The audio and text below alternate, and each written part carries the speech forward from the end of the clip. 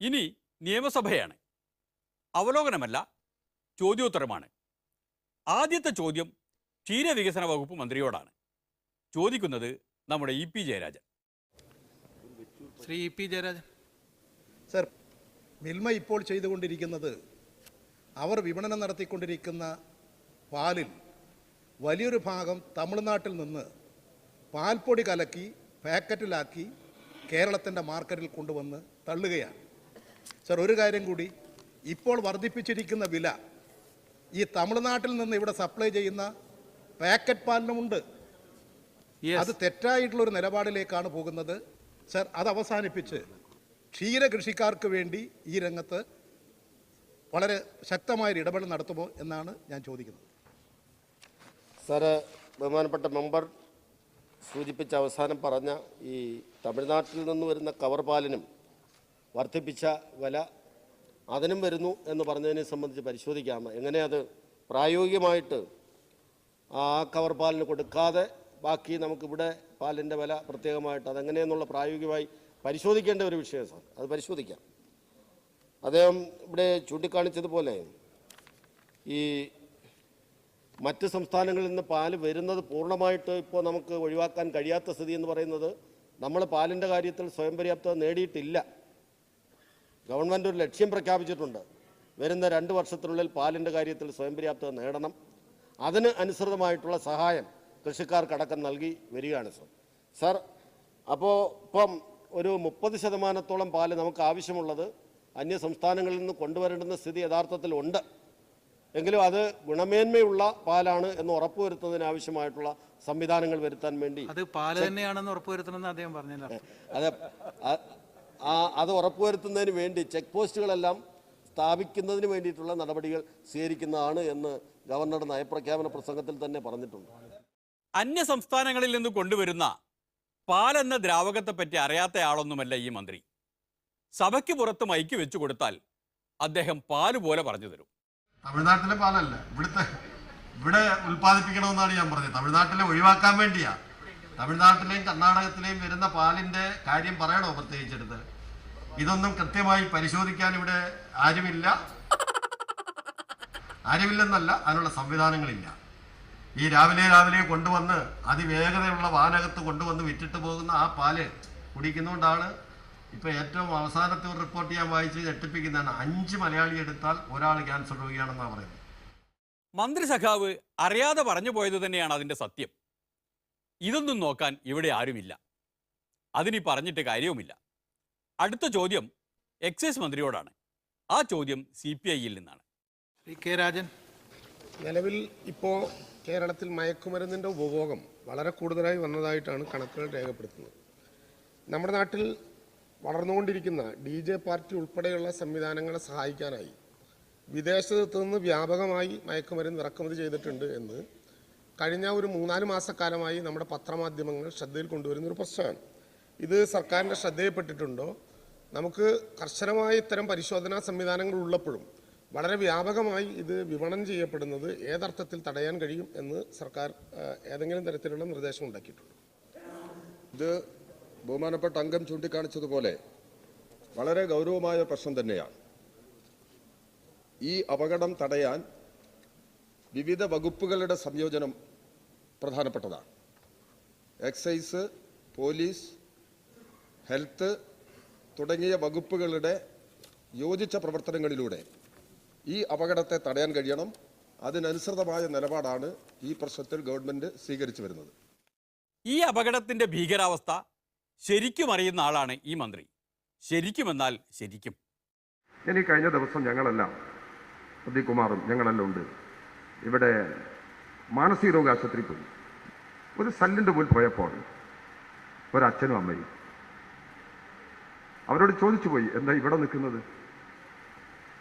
അപ്പോൾ ഒരു മുറി ചൂണ്ടിക്കാണിച്ചു, ഒരു സെൽ മുറി ചൂണ്ടിക്കാണിച്ചു വരുമ്പോൾ ഇതിനകത്ത് എൻ്റെ മകനെ അടച്ചിട്ടിരിക്കാം. അപ്പം എങ്ങനെ പറ്റി എന്ന് ചോദിച്ചപ്പോൾ അവർ പറഞ്ഞു, കഞ്ചാവിന് അഡിക്റ്റായിട്ട് കഞ്ചാവ് അടിച്ച് അച്ഛനെ കത്തിയെടുത്ത് കുത്താൻ വന്നു. പോലീസിന്റെ സഹായം തേടി ആശുപത്രിയിൽ എത്തിച്ചിരിക്കുകയാണ്. ആ കുടുംബത്തെ എനിക്കറിയാം. ഞാനവിടെ ശിവന്റെ ഒരു അനിയനുണ്ട്. ഈ കുട്ടിക്ക് 19 വയസ്സാണ്. എൻ്റെ അനിയന് 16 വയസ്സാണ്. ഞാൻ പറഞ്ഞ് ആ കുട്ടിയുടെ സ്ഥിതി എന്താ? ആ അമ്മ പൊട്ടിക്കരയാണ്. അവനും ഇതേ വഴിയിൽ തന്നെ. അമ്മയ്ക്ക് സഹിക്കാൻ പറ്റുന്നില്ല, അമ്മയ്ക്കൊന്നും പറയാൻ പറ്റുന്നില്ല. 2 മക്കളാണുള്ളത്. ആ 2 മക്കളെയും ഈ സ്ഥിതിയിൽ ഭ്രാന്ത് പിടിച്ച് കണ്ണിന് മുമ്പിൽ കാണുകയാണ് അമ്മ, ആ അച്ഛൻ. ഇത് ഒരു സംഭവമല്ല. അപ്പോൾ സംഗതി വ്യക്തമായല്ലോ. നാടിൻ്റെ അവസ്ഥയെക്കുറിച്ച് ശരിക്കും അറിയുന്നവർ തന്നെയാണ് നമ്മുടെ മന്ത്രിമാർ. പിന്നെ അതിനുള്ള നടപടികൾ എന്നാൽ സർക്കാർ നടപടികൾ, സർക്കാർ കാര്യം മുറ പോലെ.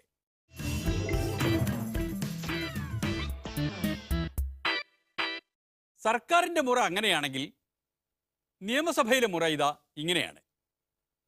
അരിവില വർധനവിനെ പറ്റിയുള്ള അടിയന്തര പ്രമേയത്തിന് മറുപടി പറയുകയാണ് ഭക്ഷ്യകാര്യമന്ത്രി. 4 മിനിറ്റും 40 സെക്കൻഡുമായി ഇതാ ഈ മട്ടിൽ അദ്ദേഹത്തിൻ്റെ പ്രസംഗം ഒഴുകുന്നു. പൊതുവിതരണ ശൃംഖലയിൽ 61,792 പരിശോധന നടത്തുകയും നിയമലംഘനം നടത്തിയത് കണ്ടെത്തിയതിൻ്റെ അടിസ്ഥാനത്തിൽ 20 പേരെ വിചാരണ ചെയ്യുകയും അതിൽ 2 പേരെ ശിക്ഷിക്കുകയും ചെയ്തിട്ടുണ്ട്. ഇതിനു പുറമെ അരിവില നിയന്ത്രിക്കുന്നതിൻ്റെ ഭാഗമായി സംസ്ഥാനത്ത് ആരംഭിച്ച അരിക്കടകളുടെയും സപ്ലൈകോ ഔട്ട്ലെറ്റുടെയും വിതരണങ്ങളുടെയും പ്രവർത്തനം കൂടുതൽ കാര്യക്ഷമമാക്കിക്കൊണ്ടിരിക്കുകയാണ്. എന്താ മലയാളത്തിലാണ് വായിച്ചത്, മനസ്സിലായില്ലേ? ഈ സാഹചര്യത്തിൽ സഭ നിർത്തിവെച്ച് ചർച്ച ചെയ്യേണ്ട ആവശ്യമില്ല. ശ്രീ എം ഉമ്മർ. സർ, ബഹുമാനപ്പെട്ട മിനിസ്റ്ററുടെ വിശദീകരണത്തിൽ ഈ വിഷയത്തിൻ്റെ ഗൗരവം അദ്ദേഹത്തിന് ഇപ്പോഴും മനസ്സിലായിട്ടില്ല എന്നുള്ളതാണ് സർ. ഞാനിവിടെ ബഹുമാനപ്പെട്ട മന്ത്രിയോട് ഇന്നത്തെ പത്രങ്ങൾ അരിവില കുറക്കാൻ പ്രഖ്യാപനങ്ങൾ പോരാ, കേരള കൗമുദി 1/3/2017 അതിൻ്റെ എഡിറ്റോറിയലാണ് സർ, മുഖപ്രസംഗം. അതിൽ ഒറ്റ പ്രസക്ത എല്ലാ പത്രങ്ങളും വായിക്കാൻ സമയമില്ല. ഇപ്പോഴത്തെ അരിവില കയറ്റം കൃത്രിമമായ സൃഷ്ടിയാണെന്നതിന് സംശയമൊന്നുമില്ല.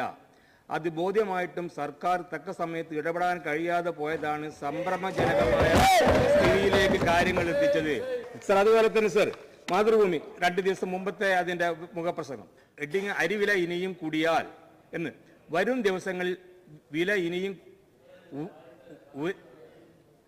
അങ്ങ് മന്ത്രിയായിരുന്ന ആളെ ഞാൻ ഒന്ന് പറഞ്ഞോളൂ സർ. പറഞ്ഞ ആളാണ്. ശ്രീ ഉമ്മർ, അങ്ങോട്ട് അപ്പൊ ഇതില് ശ്രീ ഉമ്മർ പ്ലീസ് ഇങ്ങോട്ട് സംസാരിച്ചാൽ മതി.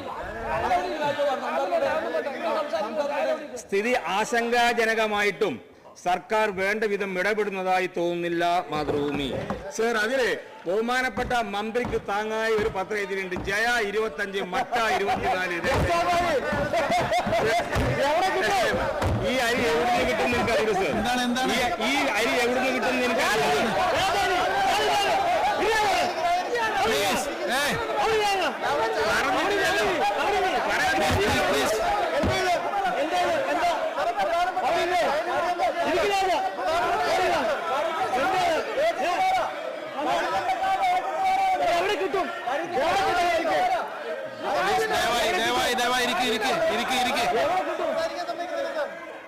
ശ്രീ ഉമ്മർ അവതരിപ്പിക്കട്ടെ. പ്ലീസ് ഇരിക്കവിടെ.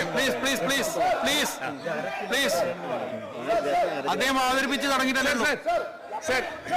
അദ്ദേഹം അവതരിപ്പിച്ച് തുടങ്ങുന്നേ ഉള്ളൂ. അതിനുശേഷം മന്ത്രി മറുപടി പറഞ്ഞോളൂ. നിങ്ങൾ എല്ലാവരും കൂടി മറുപടി പറയണ്ട.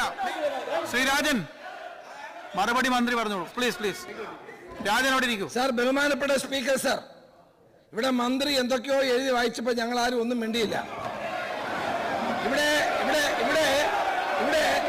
സർ, ഇവിടെ ഞങ്ങളുടെ മെമ്പർ അടിയന്തര പ്രമേയം അവതരിപ്പിച്ചുകൊണ്ട് സംസാരിക്കുമ്പോൾ അദ്ദേഹത്തെ ഡിസ്റ്റർബ് ചെയ്ത് അങ്ങ് തടയണം. തടഞ്ഞുകൊണ്ടിരിക്കുകയാണ്. നിങ്ങളിരിക്കൂ. മറുപടി മന്ത്രി പറഞ്ഞോളും. നിങ്ങളിരിക്കൂ പ്ലീസ്. ആരിഫ്, ശ്രീ ഷംസീർ ഇരിക്കൂ. അദ്ദേഹം അവതരിപ്പിക്കട്ടെ. ഇത് പത്രങ്ങളിൽ വന്നത് സർ. ഞാൻ ഇന്നലെ ഇവിടുത്തെ ഈ തിരുവനന്തപുരം പാളയം മാർക്കറ്റിലെ അരിയുടെ വില അറിയുന്നതിന് വേണ്ടിയിട്ട് സർ അതിൽ മാർക്കറ്റിൽ കൂടി കടന്നുപോയി സർ. എന്തൊരു കഷ്ടം സർ.